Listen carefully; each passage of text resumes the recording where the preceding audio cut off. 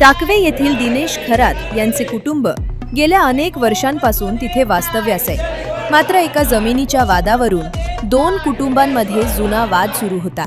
संस्थेने उपविभागीय पोलीस अधिकाऱ्यांना दिलेल्या निवेदनानुसार घरातील पुरुष सदस्य बाहेर असताना महिलांनी केवळ रस्ता बंद करण्याबाबत विचारणा केली होती। याच कारणावरून आरोपींनी महिलांना अश्लील अपशब्द वापरत गंभीर धमक्या दिल्या आणि त्यानंतर खरात कुटुंबियांना बेदम मारहाण केल्याचा अत्यंत गंभीर आरोप करण्यात आलाय।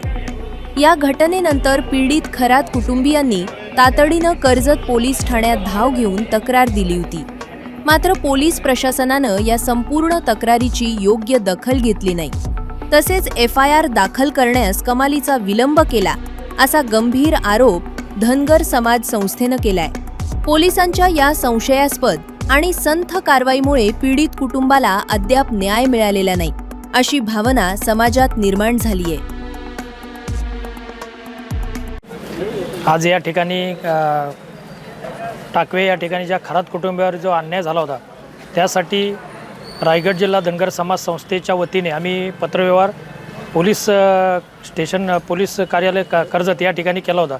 सर्व समक्ष आम्ही ज्यावेळेला चर्चा केली की त्या फक्त NC नोंद केलेली आहे, पण आम्हाला FIR पाहिजे।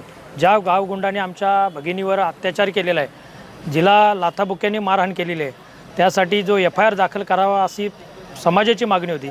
परंतु या ठिकाणी ती FIR नोंद न करता साधी एक NC नोंद केलेली आहे। त्यासाठी पुन्हा त्यांना न्याय मिळण्यासाठी आम्ही उच्च न्यायालयामध्ये दाद मागणार आहोत। यासाठी आम्ही प्रयत्न करतो।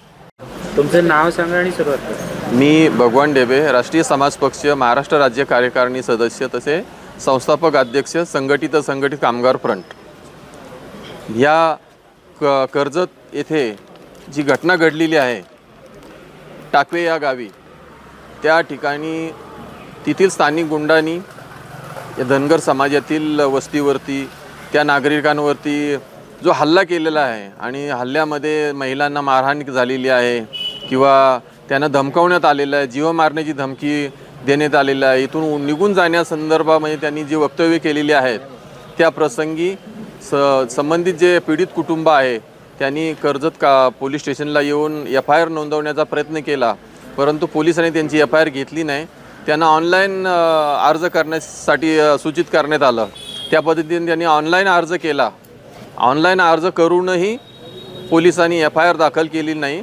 फक्त चॅप्टरी जे स्टेटमेंट घेतलेलं आहे पीडितांचं त्याच्यावरती जे नोंदलेलं आहे ते त्यांना वाचून दाखवल्यानंतर पीडितांना त्याचं समाधान झालं नाही। त्यामुळे पुढील कार्यवाही अर्धवट आहे।